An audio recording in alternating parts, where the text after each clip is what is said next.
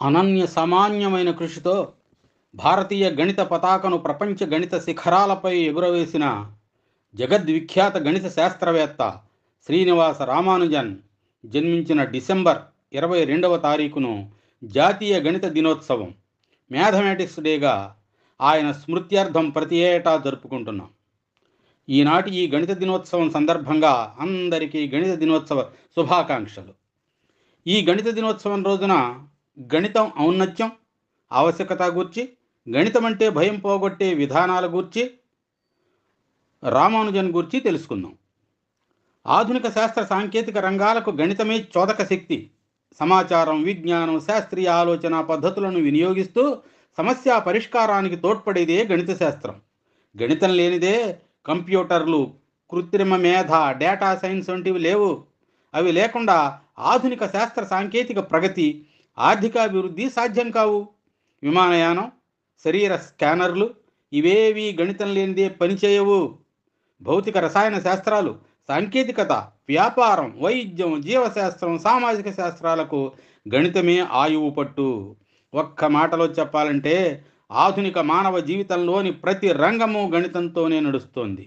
అందుకే mathematics is the king of all arts and queen of all sciences and professor Srinivasa Ramanujan is the greatest mathematical wizard that the world ever knows అని యూకేలోని British మ్యూజియంలో వ్రాసిపెట్టి ఉన్నది. గణితం వల్ల వేగం, ఖచ్చితత్వం, స్పీడ్ అండ్ యాక్యురసీ కలగడం, తార్కిక ఆలోచన, లాజికల్ థింకింగ్, విశ్లేషణ, వివేచన పెంపొందడం వంటి ప్రయోజనాలు ఎన్నో ఉన్నాయి. అయితే గణితం అంటే కొందరికి చిన్నప్పటి నుండి భయం ఏర్పడడం, కొందరు గణితం కష్టమని భయపెట్టడం జరుగుతుంది. నిజానికి గణితం అంటే భయపడాల్సిన పని లేదు. లెక్కలు చేయడం ఏమంత కష్టం కాదు. ఆల్జీబ్రా గుండెగాబ్రా కాదు.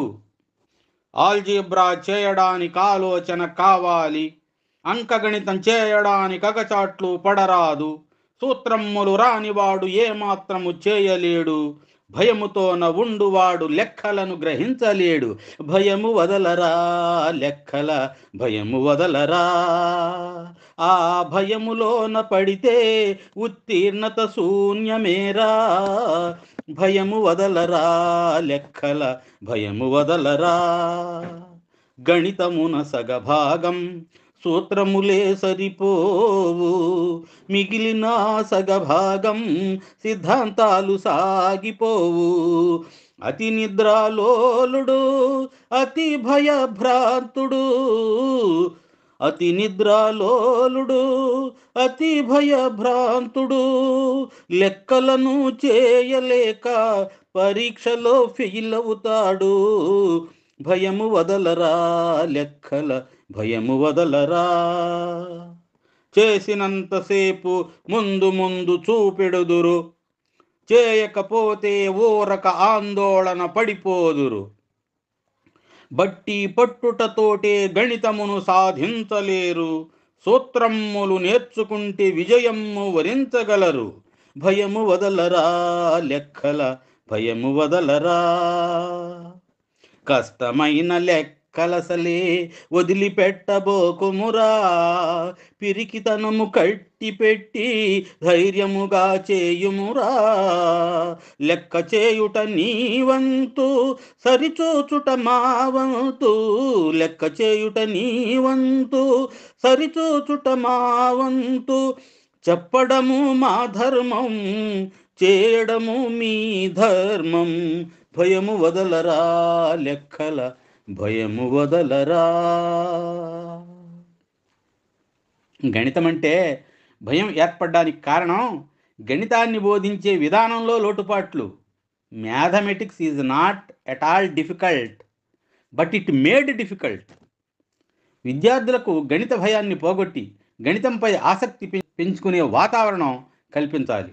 గణితం కాకూడదోయ్ గందరగోళం, చేయాలోయ్ సందడి మేళం అన్నట్లు గణిత మేళా నిర్వహించి గణితం ఎడల ఆసక్తి పెంచవచ్చు. అలాగే మ్యాథ్స్ క్లబ్, మ్యాథ్స్ ల్యాబ్ వల్ల కూడా ఎంతో ఉపయోగం ఉంటుంది. తరగతి గదిలో బోధించే గణితం నిత్య జీవితంలో ఉపయోగపడేలా ఆచరణాత్మక బోధన అవసరం. విద్యార్థికి నిత్యం గోచరించే వస్తువుల్ని ఉదాహరణలుగా చెప్పాలి. నీ చేతిలో ఉన్న పుస్తకమే దీర్ఘచతురస్రం అంటే, నువ్వు ఆడుకునే గోళీనే గోళం అంటే, బడి పండుగ అలంకరణలో అతికించే జెండానే త్రిభుజం అంటే, అమ్మ చేసిన రొట్టె వృత్తం, సగానికి మడిచిన దోశ అర్ధవృత్తం, మనం కూర్చునే స్టూలు చతురస్రం, పడుకునే మంచం దీర్ఘచతురస్రం, నీకిష్టమైన లడ్డు గోళం, సగం నీ మిత్రుడికిస్తే అర్ధగోళం, మన తరగతి గది ఒక ఘనం, కూర్చునే బెంచి దీర్ఘఘనం, మన జెండా కర్ర ఒక స్తూపం, కొడవలి మలుపు ఒక చాపం, బర్త్డే పార్టీలో పిల్లలు నెత్తి మీద పెట్టుకునే టోపీ ఒక శంకువు. ఈ విధంగా విద్యార్థి నిత్య జీవితంలో తారసపడే వస్తువుల ద్వారా, సన్నివేశాల ద్వారా గణిత బోధన సాగితే విద్యార్థి బోధనను బాధగా అనుభవించడు, ఆహ్లాదంగా అభ్యసిస్తాడు. ఇహ శ్రీనివాస రామానుజన్ విషయానికి వస్తే 1887 సంవత్సరం డిసెంబర్ 22వ తారీఖున శ్రీనివాస అయ్యంగార్, కోమలమ్మాళ్ అనే పుణ్య దంపతులకు తమిళనాడులో తంజావూరు జిల్లా కుంభకోణం దగ్గర ఈరోడ్లో పేద బ్రాహ్మణుల కుటుంబంలో రామానుజన్ జన్మించాడు. ఎట్టి సౌకర్యాలు లేకపోయినా, ఎన్ని ప్రతికూలతలు ఎదురైనా ఆయన సహజాతమైన మేధస్సుతో లెక్కలతో ఆడుకున్నాడు. చదువుకోవడానికి పుస్తకాలు లేవు, లెక్కలపై అభిరుచిని పెంచే వాతావరణం లేదు. ఇప్పుడంటే ఎన్నెన్నో వచ్చాయి. పిల్లలకు అంకెలు, సంఖ్యలు, కూడికలు, తీసివేతలు, స్థాన విలువలు, సహజ విలువలు, భిన్నాలు తదితరాలు చెప్పడానికి మాతృభాషలోనూ ఆంగ్లంలోనూ గేయాలు, ఆటలు, పాటలు, పాత్రాభినయాలు, కథలు మొదలైనవి ఎన్నో వచ్చాయి. ఉదాహరణకు అంకెల గూర్చి వివరించే అభినయ గేయం.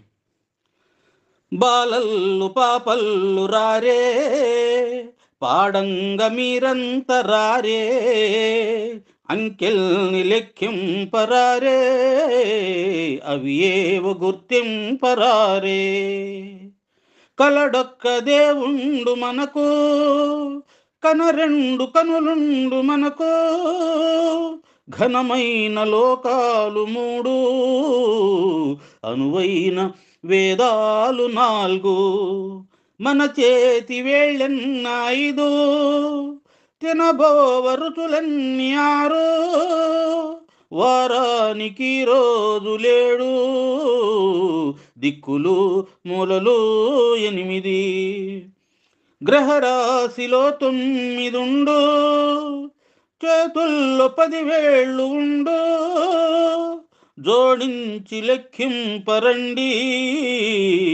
దేవునకు జేజేలనండి, బాలల్లు పాపల్లు రారే, పాడంగ మీరంతరారే, అంకెల్ని లెక్కింపరారే, అవి ఏవో గుర్తింపరారే. ఇంగ్లీష్లో కూడా రైమ్ ఉన్నది. 1 2 బకిలిమై షో, 1 2 బూటికి బకిలెట్టు, 3 4 నాకెట్ ది డోర్, 3 4 తలుపు తట్టు, 5 6 పికప్ స్టిక్స్, 5 6 పుల్లలు ఏరు, 7 8 లేదెం స్ట్రైట్, 7 8 వాటిని నిలబెట్టు, 9 10 ఏ బిగ్ ఫ్యాట్ హెన్, 9 10 బలిసిన పెద్ద కోడిపెట్ట. ఎంతో సమాచారం, విలువలు ఉన్న తెలుగు భాషలో ఉండే అభినయ గేయాల కంటే అర్థం పర్థం లేని ఇంగ్లీష్ రైమ్స్ అంటేనే చాలామంది తల్లిదండ్రులకు ఇష్టం. గణిత సూత్రాలు ఒల్లివేయించడం కాకుండా విద్యార్థులతో సూత్రాలు చెప్పించడానికి డ్యాన్సులు కూడా ఉపయోగపడతాయి. భరతనాట్యం, బ్రేక్ డ్యాన్స్ ద్వారా A+B², A-B², వృత్త వైశాల్యం, వృత్తం చుట్టుకొలత, దీర్ఘచతురస్రం అంటే రెక్టాంగిల్, దాని వైశాల్యం, చుట్టుకొలత సూత్రాలను చెప్పించవచ్చు. మన గణిత గణపతి శ్రీనివాస రామానుజన్కు, మన మానవ కంప్యూటర్ శకుంతలాదేవికి నమస్కరిస్తూ ఈ భరతనాట్యం, బ్రేక్ డ్యాన్స్ వినండి. ఓం శ్రీనివాస రామానుజన్ నమః, ఓం శకుంతలాదేవి నమః,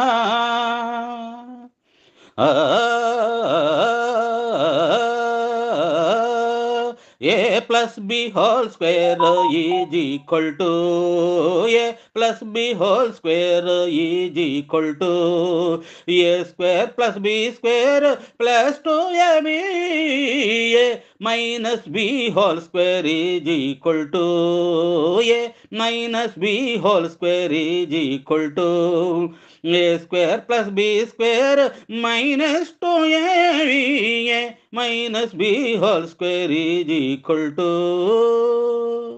అలాగే a plus b whole cube a minus b whole cube కూడా చెప్పొచ్చు. xyz zyx xyz zyx yzx abbcca abbcca నేనే వృత్తనే నా వైశాల్యం పై ఆర్ స్క్వేర్ నా చుట్టుకొలత 2πr నా వైశాల్యం పై ఆర్ స్క్వేర్ నా చుట్టుకొలత 2πr నేనే రెక్టాంగిల్ నా వైశాల్యం ఎల్బి నా చుట్టుకొలత 2l + 2b లలలా. ఇది ప్రాక్టికల్గా చేయించా. డ్యాన్స్ చేయడం పూర్తయ్యాక a + b హోల్ స్క్వేర్ ఎంత అని అడిగితే డ్యాన్స్ చేస్తూ చెప్పడం మొదలుపెట్టాడు. ఇట్లా కాదని చెప్పొద్దు, కాగితం మీద వేసి చూపించమంటే ఆ డ్యాన్స్ ఏదో మనసులో వేసుకుని a + b whole square = a² + b² + 2ab అని కాగితంపై వేసి చూపించాడు. గణిత అభ్యసనం ఇలా ఆటపాటలతో ఆసక్తికరంగా సాగిపోవాలి. అలాగే ఆంధ్రప్రదేశ్లో విజయనగరానికి చెందిన 13 ఏళ్ల బాల మేధావి నిచ్చల్ నారాయణం అనే కుర్రాడు అంతర్జాతీయ ప్రమాణాలతో రూపొందించిన గణిత ప్రయోగశాల మ్యాథమెటిక్స్ ల్యాబొరేటరీ 4 ఏళ్ల చిన్నారుల నుండి ఇంటర్ విద్యార్థుల వరకు ఉపయోగపడుతుంది. గణితం అంటే వణుకు భయాన్ని పోగొట్టి గణితాన్ని సులభంగా నేర్చుకునేటట్లు చేయడమే లక్ష్యంగా ఈ ల్యాబొరేటరీని రూపొందించినట్టు నిచ్చల్ చెప్పాడు. ఈ మ్యాథ్స్ ల్యాబ్లో 500కు పైగా మ్యానిపులేటివ్స్తో 18 కాన్సెప్ట్లు, 6 పుస్తకాలు, 15 బుక్లెట్స్, 13 యానిమేటెడ్ డివిడీలు ఉన్నాయి. Abacus, multilink cubes, shapes, geoboard, geometry set, weighing balance, number line, tangram, fractions, dice, currency, mathematics dictionary ఇలాంటివి ఎన్నో పొందుపరిచాడు అతను. ఇలా తేలిగ్గా మ్యాథమెటిక్స్ని పిల్లలకు చెప్పచ్చు. ఇక శ్రీనివాస రామానుజన్ 9 ఏళ్ల వయసులోనే 0తో భాగిస్తే 1 వస్తుందా అని ప్రశ్నించి ఉపాధ్యాయుని ఆశ్చర్యానికి గురి చేశాడు.